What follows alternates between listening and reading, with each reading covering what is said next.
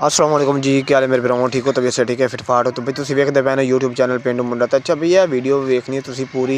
अज मैं एक नवी चीज़ तुहानूं दिखाने लगा, तुसीं खुद भी इस देख के हैरान और परेशान हो जासो। अगे तो ये सिर्फ बई गंदम वास्ते इस्तेमाल होंदी है या दांज वगैरह वास्ते, लेकिन हुणे मुख्तलिफ चीज़ों से इस्तेमाल होंदी है। वीडियो तुसीं मेरी एंड तक वेखनी और पूरी वेखनी है। चैनल अस्सलाम वालेकुम जी, क्या हाल है मेरे भराओ? ठीक हो? तबीयत से ठीक है? फिट फाट हो? तुसीं वेखदे पए यूट्यूब चैनल। तो भाई सुबह सुबह मैं उठिया वा तो मैं आया वा इधर शहर तो वेख्या तो मशीन दे ना कबाड़ा हारवेस्टर दोया पिया है। मैं सोचा यार क्या मसला है, ठीक है, हालांकि हर बलान कट्टा ना लिए तो अज खुद क्यों कटी जी खाली है भैया का की कम होना पाया? थोड़े उच्चा बोली यार, नाराज नहीं तूड़ी ते बनदी पई है। पहले किश ते आए? पहले दांज ते।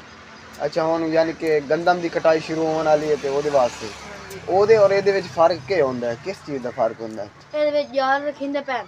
ਹਾਂ ਤੂੜੀ ਵਾਲਾ ਜਿਹੜਾ ਜਾਲ ਹੈ ਉਹ ਇਹ ਦਾਣਾ ਵੱਖਰੀ ਤੂੜੀ ਵੱਖਰੀ ਤੇ ਜਿਹੜਾ ਧਾਂਜ ਵਾਲਾ ਹੈ ਉਹ ਕੱਲਾ ਧਾਂਜ ਨਹੀਂ ਇਹ ਕੱਲੀ ਕਣਕ ਕੱਟ ਸੀ। ਅੱਛਾ ਹੁਣ ਕੱਲੀ ਕਣਕ ਕੱਟ ਸੀ, ਹਾਂ ਤੂੜੀ ਛੁੜੀ ਨਹੀਂ। ਇਹ ਦਾਣਾ ਵੱਖਰਾ ਕਰ ਸੀ ਤੂੜੀ ਵੱਖਰੀ। ਅੱਛਾ ਤੇ ਜਾਲ ਰੱਖਿੰਦੇ ਪੈਣ ਨਹੀਂ ਆ ਛੁਰੀਆਂ ਲੱਗੀ ਹੋਈਆਂ ਕਿ ਕਟਾਈ ਤੂੜੀ ਕਰ ਸੀ। ਤੂੜੀ ਕੱਟ ਸੀ ਹਾਂ ਤੂੜੀ ਕਿਵੇਂ ਥ੍ਰੈਸ਼ਰ ਕਰਦੀ ਹੈ ਉਵੇਂ ਤੂੜੀ ਕੱਟ ਸੀ।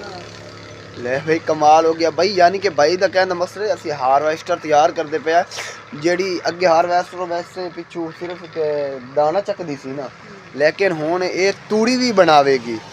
ठीक हो गया। जाल कितने पैसों में इनके सामने तूड़ी की दूरी कुछ तूड़ी पता कितनी निकल से तो सारे नहीं पता। हाल उस्ताद और पता है। ठीक हो गया।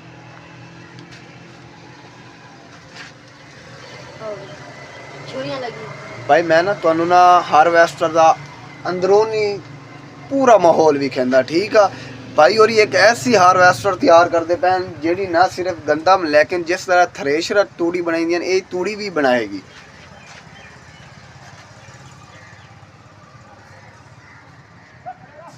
वेखो भैया तुहानू मैं थोड़ा जहा नज़दीक हो के तुहानू विखेंदा है, और जो छुरिया की तरह है बड़ी सख्त और बड़ी हालित सामान लगना अंदर तो खाली पई है, सामान तो लगना आई तैयार रखी से।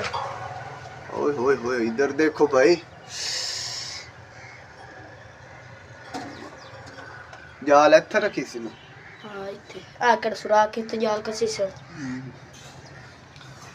ठीक हो गया, बड़ी मेहरबानी यार आज दी भाई। अगर तुहानू मेरी वीडियो अच्छी लगी हो मेरे चैनल को सबसक्राइब करना है, वीडियो को लाइक करना और शेयर जरूर करना है। तो मैं तुहाडा ध्यान दे दो ना भाई पिंड मुंडा है ते अज यार मैं आख्या क्यों ना भाइयों नाल ही गल शेयर की जाए कि एक ऐसी हारवेस्टर तैयार होंदी पई है जो सिर्फ ना पहले तो मतलब कि गंदम यानी कि कणक साइड ते होंदी है तो दूसरे वो पिछू ਉਹਦੇ ਬੂਝੇ ਸ਼ੂਝੇ सुट्टी जाती है, लेकिन इस दफ़ा उन्हें भाई होरी तैयार करते पे जी नाल दे नाल तूड़ी भी बनाएगी।